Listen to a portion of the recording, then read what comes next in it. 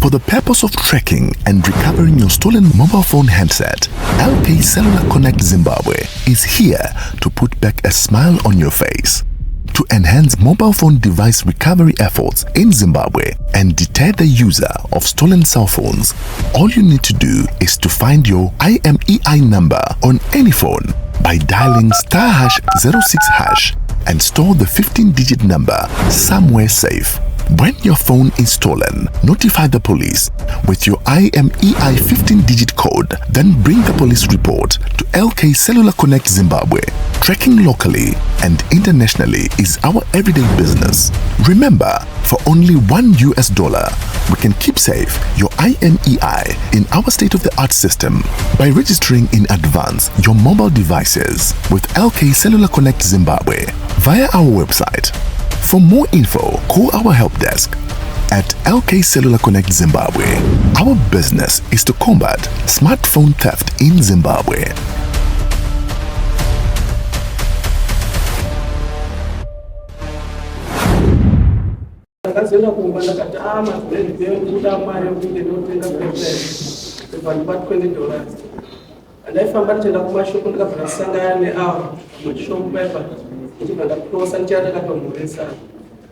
Chipanda tishika mshoko naitoona wagorara mbele tatanga kuona bhora gazomani wangu achishika chikanza ko kuno pane munhu angaona padhope toti pamwe ndimo kuvhara chidhomo mudaenda kumasoro ndati handisi chikanza patori nemunhu ndati arege mhanyi saka ndakapanda mhanya ndachinja road ndaenda nokuseri kwaakataura kuti ndokwaenda nemunhu wacho pandamudedza kutaura naye aramba kutaura ndobva ndaenda nepo tichisvika ndakusvika padhuze neimba yavo pakabva pabuda munhu handauzoti ndiani munhu angobuda akabva buda muchinja uzi ndobva tanga kumhanya ndobva ndati munhu kuti ndichitarisa kuti chii changachiitika apa sii ndikanditeere ndizive munhu kuti ndiani ari kutiza patamhanyisana ungaka aimhanyi chikazondibatsira igoronga ranga riri kumberi akabva aenda kowira goronga ribvatona apa ndaitira kuti tisazivikana kuti ndiani ari kumhanyisa kana kuti paakadona ndopandasvika ndakabva ndabvunza ndikati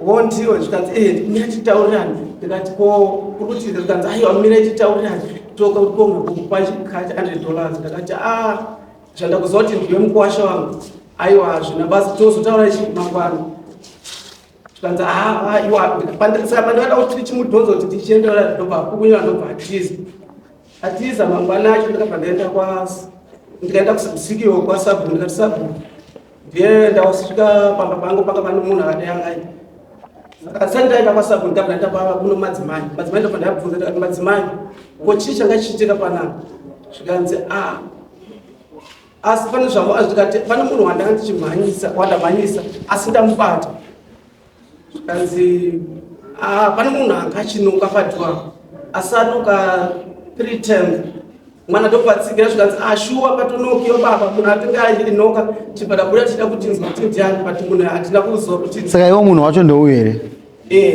ndiye adzimai wako ari kuti saka kuti munhu anoda nemukadzi wako yekandi akangonoka chete nyaya yako iri papi nombowo here kuti mukadzi wako aidana nemunhu kanokero kaakaita ndakasiza kuti pamba pangu apo mukuwasha ainoka chidei hausi kupindura wati samuoni rako rakanzi ainoka pamba pangu kunoka haisi mhosva kunoka haisi mhosva amai we apo adzimai acho ari kuti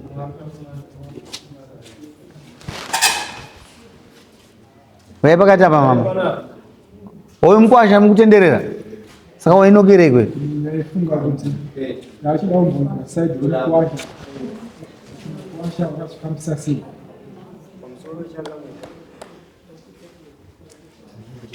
zvakaitsika pamba pamashokera parodi zuva rakaenjera ranga riri zuva renyuye musi wa1 mombe dzakanokoya kuti dzakatosiyiwa kugiraundi nemwana mwana akaenda pamashopu saka tinotandarira pakurisai vana vana ndokutandara tandarazva kusvika uzopfa 6 wewe tosvika pamba ndipandokubvunza kuti koiwe mombe dziri kupiti simo mudanga kanza baba mombe tangu zitasiya huko ground nditazozinodzitarisa patazisiya kudziwana ido pambikaenda sezokukumba kwana makosa kwatinoita kwatinodarika nako chienda tizokumamita kwatinoita nako tosvikawo paene papo ndopatikadziona ndo buda ukaita makosa wapamba pawo wakamhanya inini ndikatoshamisika kuneya kumhanya ikweyo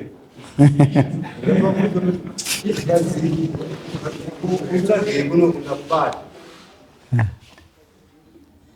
wakati ndakubata ndikatiita sei asi dzadya kumunda menyu here pane munda here panapa chitosikaonawo zvangu sasawira andii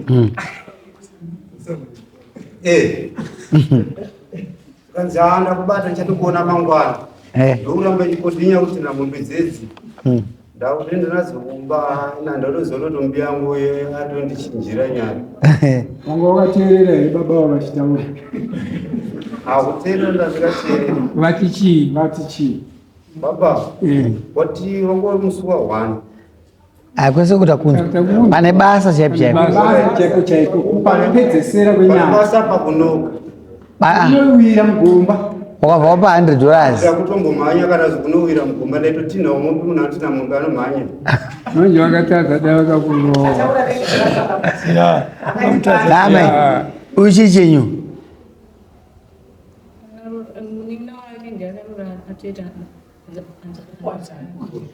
Nkwasha munozana here akambokonzai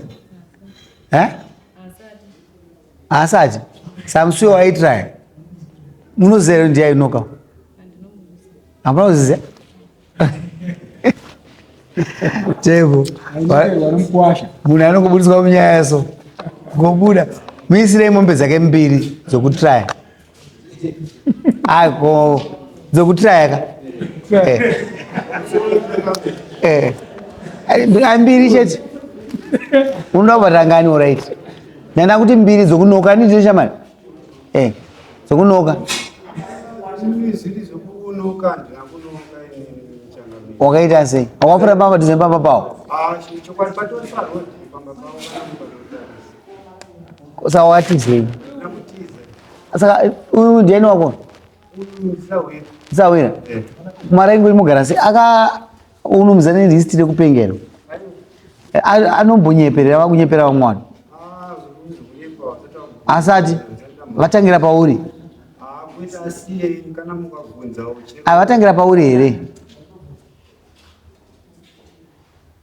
nayo gomerwa pano pamwe pandanzo ati iye akakuti handiri kwasapo makaenda here kwasapo enda nemaminitsi aiwa usiku chakakutadzisa kuti uende kwasapo waivhara kamombe kudanga mombe dzinovharwa kuti handioenda kuti handiri kwasapo kukuri sapo kari munomhere kuenda kwasapo maminitsi enyu munawo yakanzi chii maminitsi chamai maminitsi akanzi chii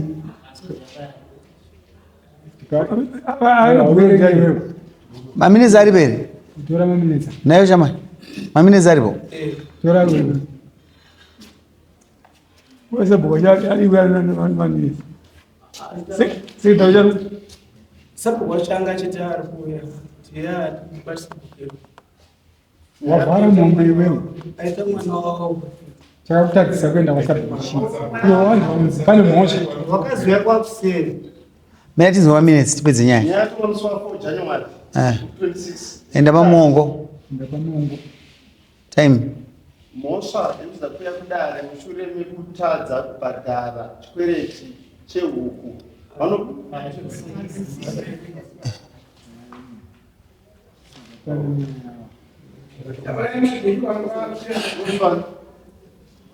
wamuparakidzwa here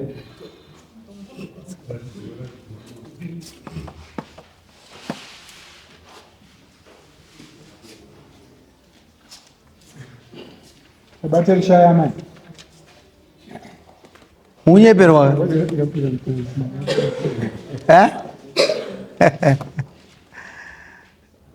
munyepero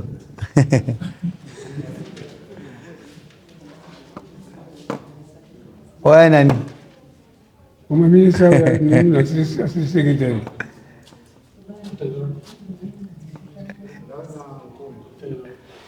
Ari kubangeni. Ari pote. Ego mzuru yenyu.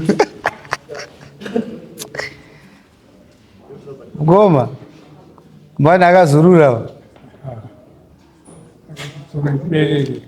Masha ere zoda. Yakatungwa kaita maminesi. Asi ndaba mwongo.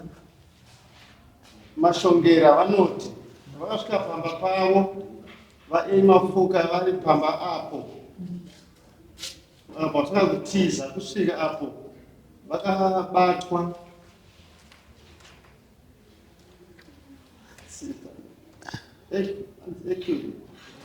anoti chokwadi vakasangana asi vachiti vaitsvaga mombe.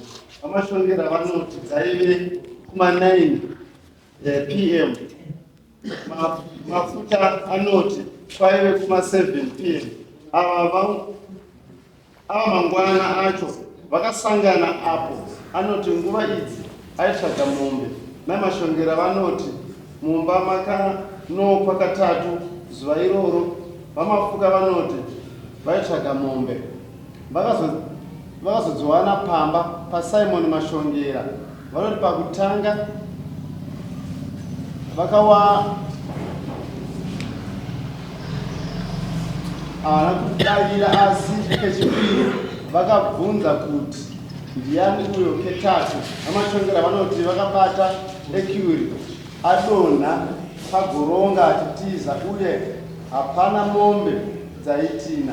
Vamafuka anoti haana kudzingidzwa asi Mashongera ndiyo vakamhanyira kwaari iye vakatotina mombe dzavo pavakadziwana. Vamashongera vanoti vadzoka kubva paEkuri vakapinda muchange house apo vakawana kudhinda kwebhutsu zvairatidza kuti pane zvakaitika. Vamafuka vanoti chavo vakadarika nepamba paMashongera. Izvi zvakaitika mushure mekunge Mashongera audzwa nemun'ina wake Misheki kuti akauya kumba kwavo. Vamafuka anokumbira ruregerero nekudarika kwaakaita nepamba paMashongera chete, asi achiti haana chimwe chaaitsvaga kunze kwemombe. Asi zvinonzi kune vamwe vakanzwa kudzingidzwa kwevaviri ava. Rimwe dambudziko nderekutadza kuchengeta zvipfuyo. Sabhuku vanoti umboshayiwa havana kuona kuti Mashongera akabata mudzimai nechikomba, uye vanoti ngave kumuridzi wemukadzi kuenda mberi nenyaya yake. Ichiregedza zvinhu mazona zvazvinoita nyaya idzi. Maminitsi aburitsa munhu muchi nyaya apa ngeni makatisa maminitsi akuti hapana mhosva, kasi ndangoti mhosva iripo yokunoka uchitiza hatizechaitizira Kana tuna mambo mombe zinotsvakwa na7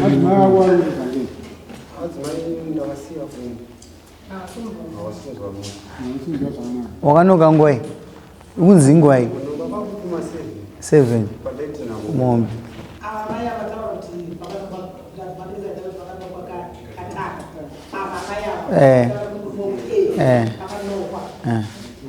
kasi naamaikabvundu akanoka munomuziya here endai kumba modzoka musa 15 timbokuziya nyaya modzoka musa 15 ndachikumbira kuti undigiroo madzimai asiodai pamusoro changa pano audio wekuti tangata wati uyatitaurira ndirifunga patikaendesa padare kwatora sabu wakati ngaauye titaurirana ndomubhadhara zvinhu zvaari kuda ndine kutanga ndobva wazouya wari newanina wake zvikanzi uyatitaurirana tokwanisa kukupa zvimwe zvauri kuda saka wakauya katatu wachedza kutaura saka indakangaona kuti ndinzini ndibhadharwe unogona kuchinjirwa nyaya yopedzisira wako kuti akaba saka dati rigeduwe naye kudai noti audhi yacho iripo unainaye musa 15 unainaye musa 15 toda mukadzi wakadzo saka tokonaye musa 15 chiendai kumba iwotigiroo vanhu mai vake akwanise kuti asvike kuti munhu akazvitakura anozvimba makumbo hazvikwanisike kuti auye kuno. Alright, munhu wamusa 15 timbokuziya nyaya yenyu wanzwa chamai endai chiendai kumba wakurumidza